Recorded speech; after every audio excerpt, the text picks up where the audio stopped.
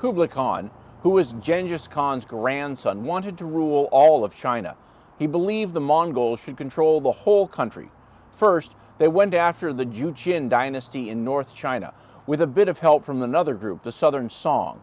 They beat the Jin by 1234. And after that win, the Mongols aimed for the Southern Song, the last big Chinese dynasty that wasn't under Mongol control. But this was tougher. The Song had strong defenses and the Yangtze River to protect them. The Mongols, known for fighting on horseback, had to change tactics. They built a navy to fight the Song from the sea. This new strategy and their usual land attacks helped push the Song further south. The big showdown between the Mongols and the Song happened at the Battle of Yemen in 1279. The Mongols won, making the entire of China theirs. With the conquest complete, Kublai Khan proclaimed the establishment of the Yuan dynasty in 1271, naming himself Emperor of China. He adopted many Chinese institutions and practices to govern the vast territory and diverse population, integrating Mongol rule with traditional Chinese bureaucracy. China prospered under Kublai Khan. He centralized the government, making himself the main ruler and setting up a new way to divide and manage the country.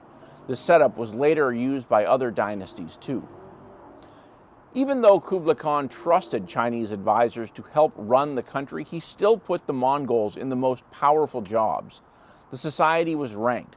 Mongols were on top, followed by various groups like Central Asians, and then the northern and southern Chinese. Kublai Khan made life better in many ways. He expanded the Grand Canal, built roads, set up food storage centers. Kublai introduced paper money in 1273. And while paper money had existed before, it became the main way people used to pay for things under his rule. The final years of the Yuan dynasty saw widespread natural disasters leading to famine. This, coupled with the government's inability to effectively address these issues, led to widespread discontent. The Red Turban Rebellion, which began in 1351, grew in scale and posed a significant threat to the dynasty. Now, the Red Turban Rebellion was a massive uprising that occurred in the mid-14th century in China against the declining Yuan.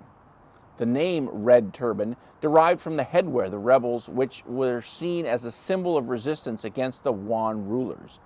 The rebellion was fueled by widespread famine, flooding, economic hardship, and dissatisfaction with the ruling Mongol Yuan dynasty. The Yuan's administration was corrupt, and inability to manage natural disasters further alienated the populace. Beginning in the 1350s, the Red Turban forces gradually expanded their control over larger territories.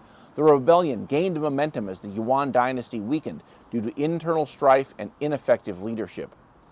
By 1368, Zhou Zhuayong, who became the leader in the rebellion, had consolidated power, ascended to the throne, and established the Ming dynasty, effectively ending Mongol rule in China.